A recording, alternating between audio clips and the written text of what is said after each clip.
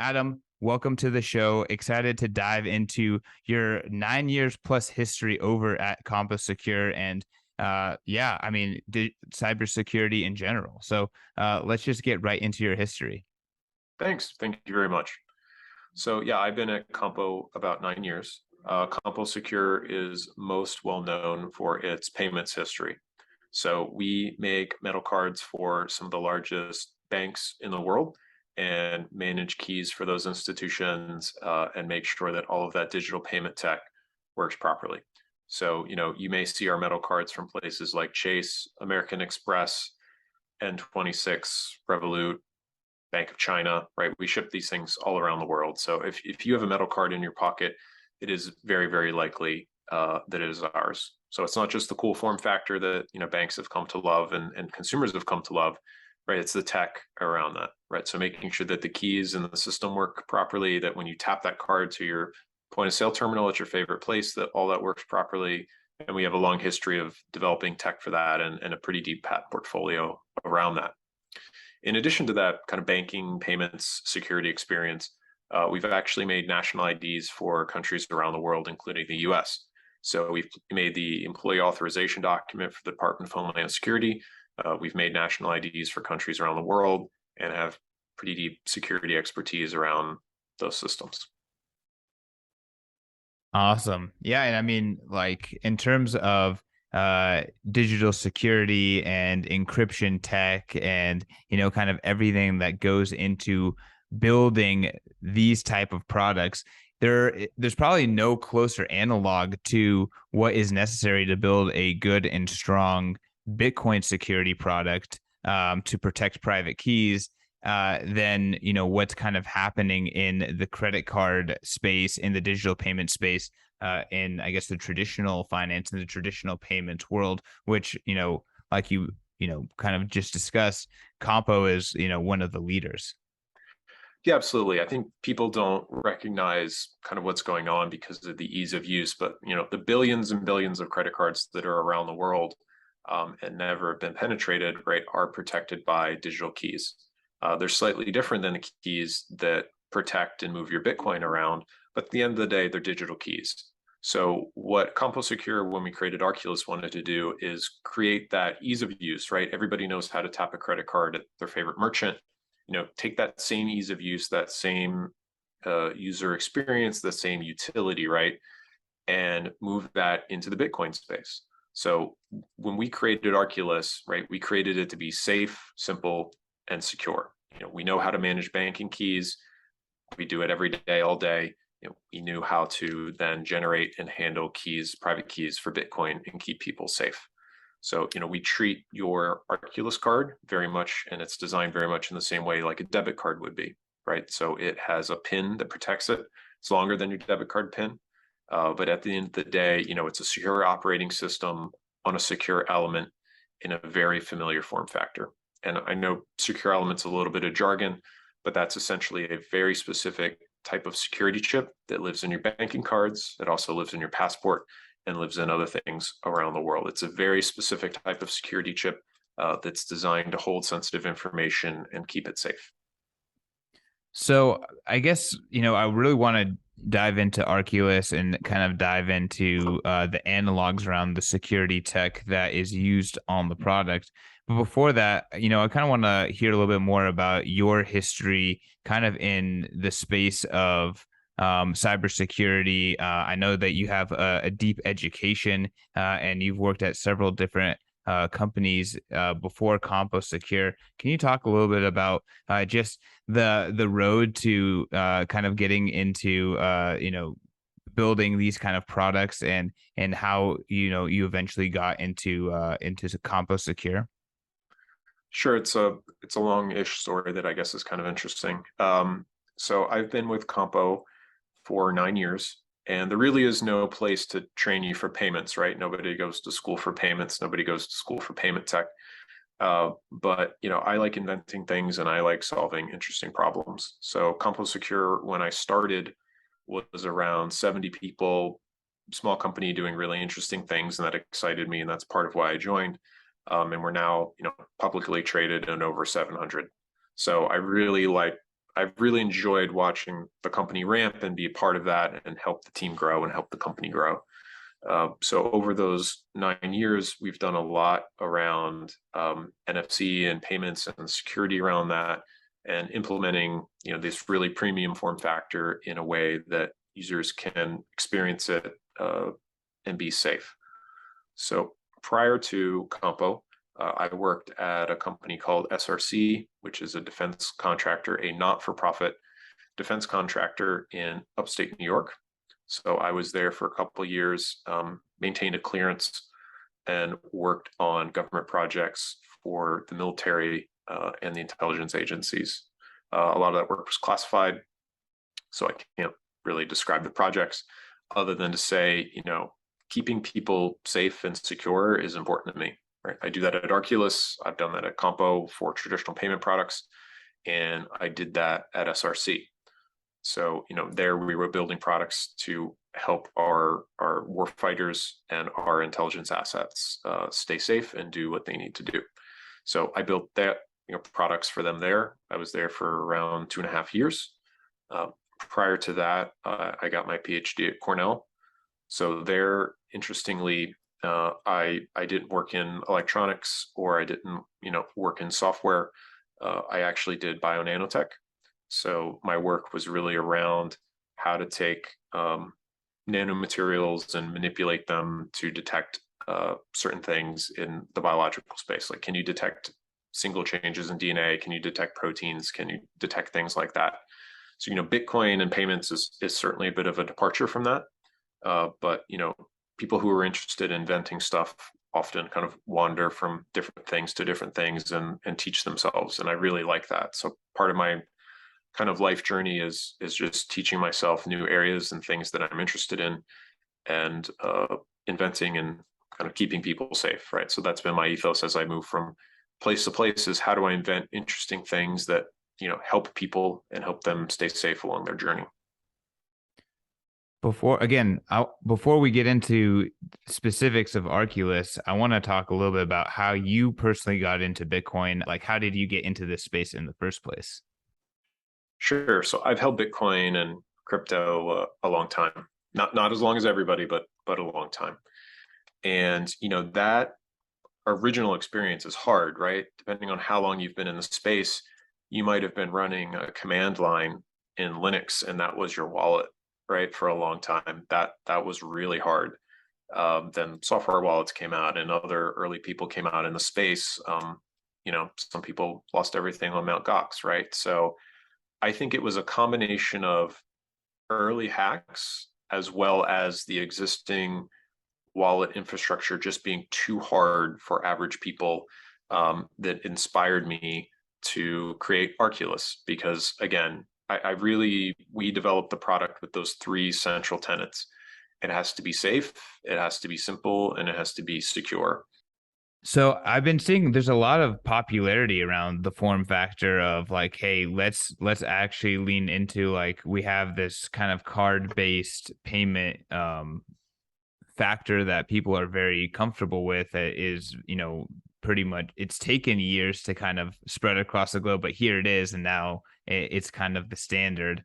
Can you talk a little bit about like where you see the future of Bitcoin and crypto payments kind of going? Like, obviously, it's more final than like a credit card, right? You can charge back a credit card. So, I understand, the form factor. It's nice to, go with what people are used to, but at the same time, like, is that the best way to go? I mean, again, it seems like there's a trend in that direction, but it is a newer trend. So I'm kind of curious what your thoughts are.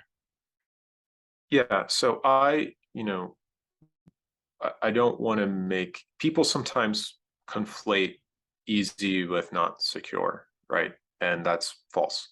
So while Arculus is very easy to use, it's also very secure, right? You have a PIN that's similar to debit.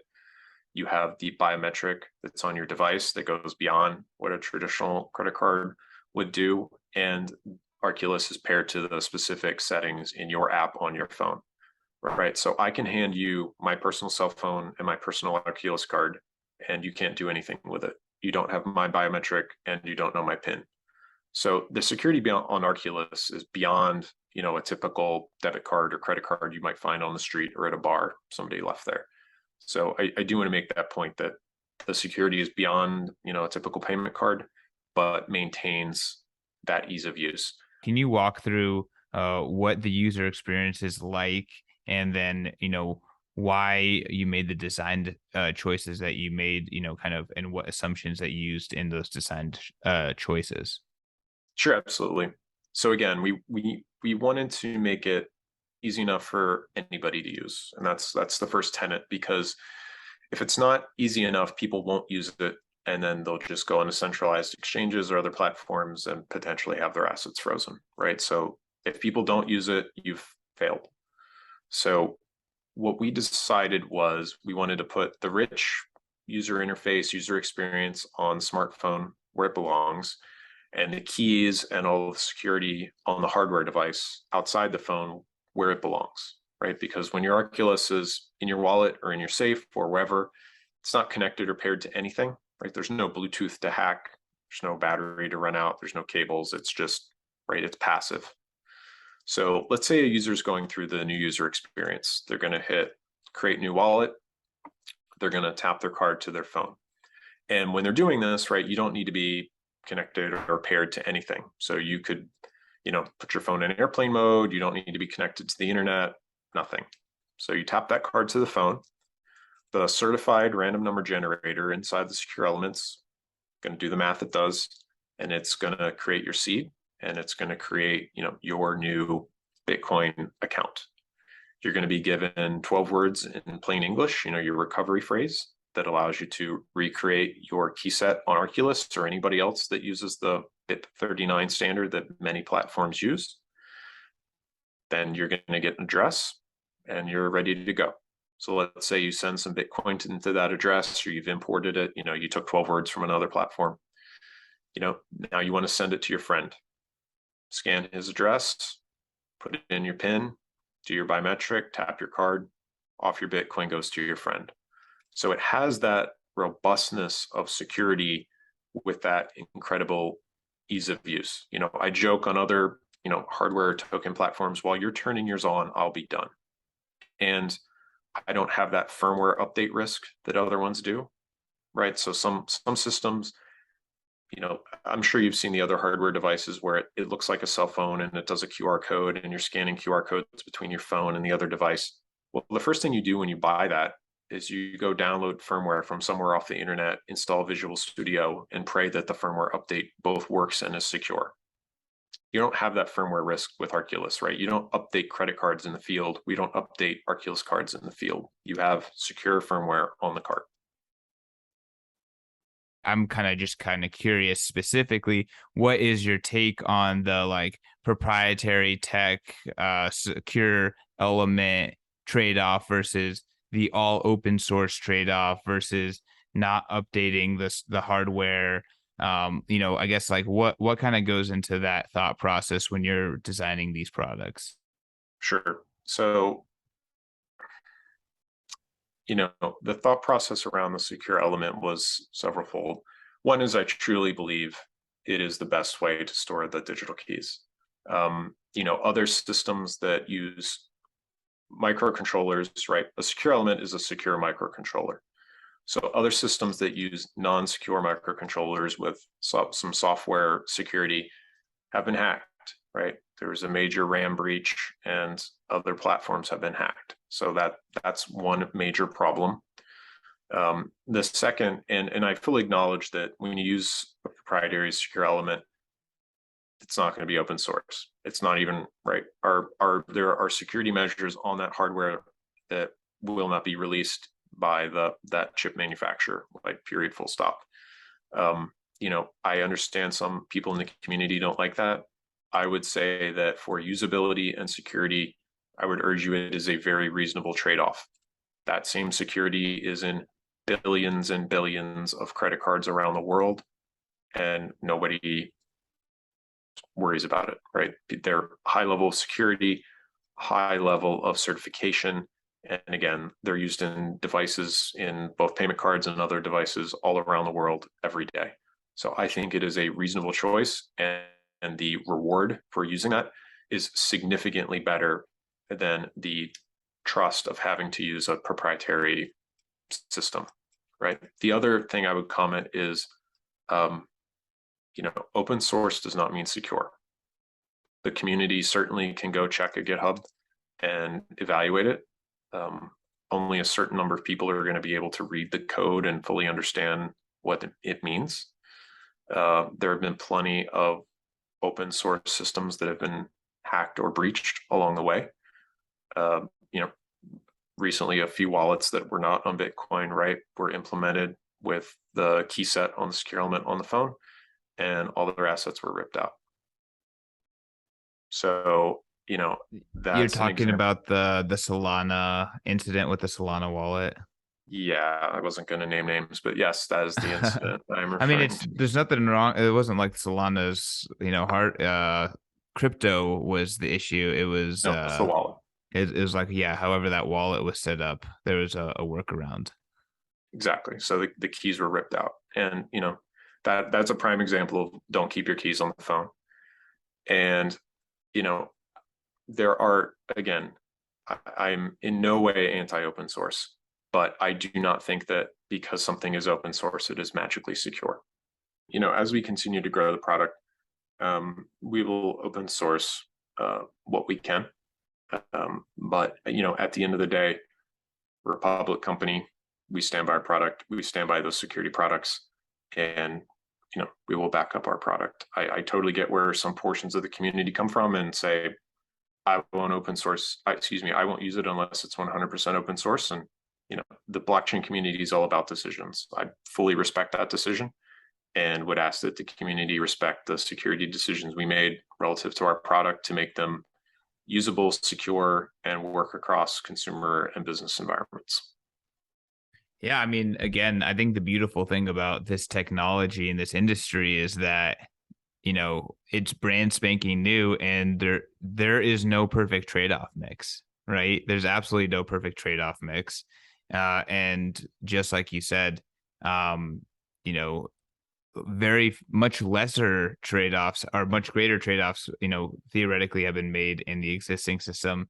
It works for the most part. Obviously, there's different parameters around Bitcoin, different threats that you have to kind of take into account, but there's a lot of reasonable security decisions made so far, at least based on what you articulated to me. And again, there's a lot of benefits to, seems like, the way that the form factor in which that you all are building the product. Yeah, we're incredibly excited about it. We think we've made the best decisions we can for the customer set that we're trying to go after. I mean, obviously, I would happily give and happily onboard as many customers as we possibly could, into the Arculus community. We love the Bitcoin community. It's the foundation of crypto, right? And we're really excited about it. And we had a lot of great discussions with people at the booth at the last Bitcoin conference. People are really excited about the product.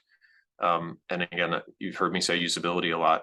I can't tell you the number of people that got one in their hands, got to play with it, understood how it was easy to use, and then brought three more people back to the booth to come see it and talk about how it was a hardware device they could actually understand and use. I mean, again, it's really interesting to see, how the different kind of products form factors come together. I do want to, mention that, one of the biggest advantages in why someone would use a device like an Arculus or a hardware wallet to hold their Bitcoin is so that they don't have to trust or leverage some other sort of third party to hold their Bitcoin. And that's really where, if you look at the spectrum of trade-off balances, as long as you're willing to kind of take personal responsibility over securing your secrets, there's a big spectrum of self custody that will protect you from that risk specifically. So, over the last few months, we've been seeing a lot of, the worst case scenarios playing out, with not just one, but many, many institutions pausing withdrawals, declaring bankruptcy, etc. So, any platform you're going to be on, right? The first thing I do is scroll to the FAQs. Do I own my own keys or not? Like, that's the first upfront question. Okay, I own my own keys. Great. Where do my keys live? Is it multi-sig? Is it not multi-sig?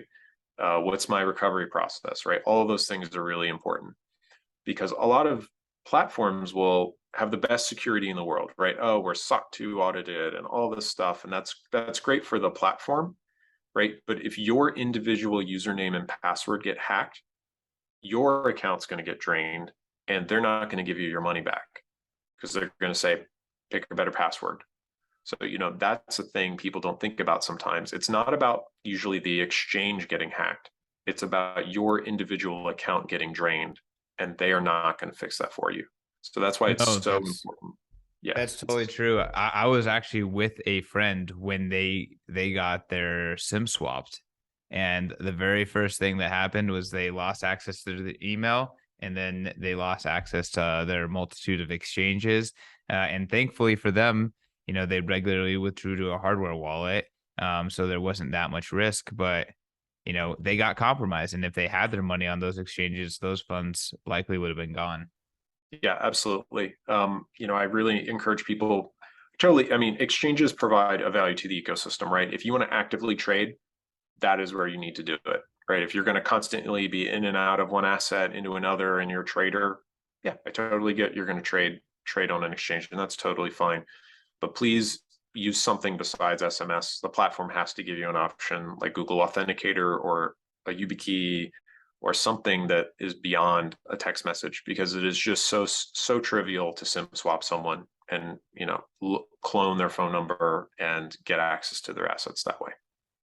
Okay, so my last question for you has to do with some of the Bitcoin features on Arculus. So obviously, Bitcoin Magazine, we're all about Bitcoin. A lot of our listeners are hardcore Bitcoiners, and they like, the more cutting edge tech, some of the more Bitcoin native features. I'm curious, in terms of Arculus, is there support for things like multi-sig, or are there plans for bringing some of the Lightning capabilities to the Arculus wallet? What's the roadmap in terms of the Bitcoin features and some of those maybe more advanced Bitcoin features? Sure, absolutely. So I want to be real clear that, there's the consumer app, right, that the average person gets, and then our B2B partnerships where we take Arculus tech and we power other people. So on the B2B side, right, if people wanted to do multi-sig, we could do it today. Like Arculus has the cryptography capabilities to do multi-sig, and some of our B2B partners, may implement that.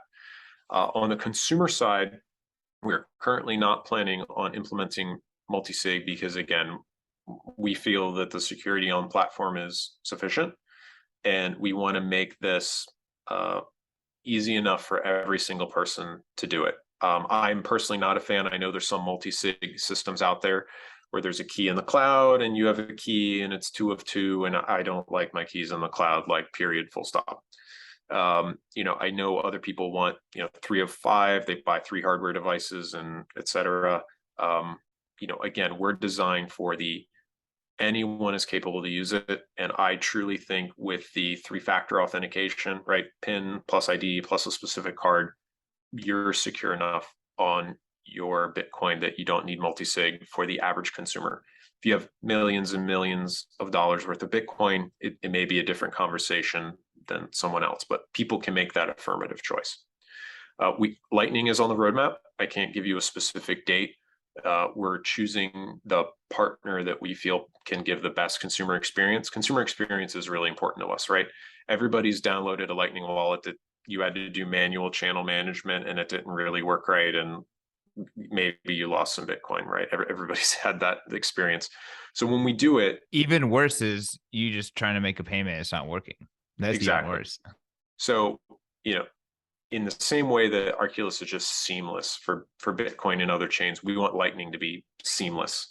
So it is on the roadmap, but we're not going to release it until it's seamless and flawlessly executed, because that's just the bar I want to set for the platform. Finally, Arculus is going through an upgrade sprint right now. So towards the end of the year or very early next year, we'll have all the cryptography in place for Taproot. So as some of your advanced listeners probably know, the cryptography for Taproot, or all of the features for Taproot, is slightly different than the cryptography for base Bitcoin transactions. So we're going through that upgrade cycle now, doing all the testing, et cetera. So by early next year, we should be able to affect Taproot transactions. It's awesome to hear just how kind of deep you're going into some of those advanced features, because a lot of times that's like the differentiating feature for why folks go with one device versus another. Adam, it's been really great to kind of hear how you think about these products.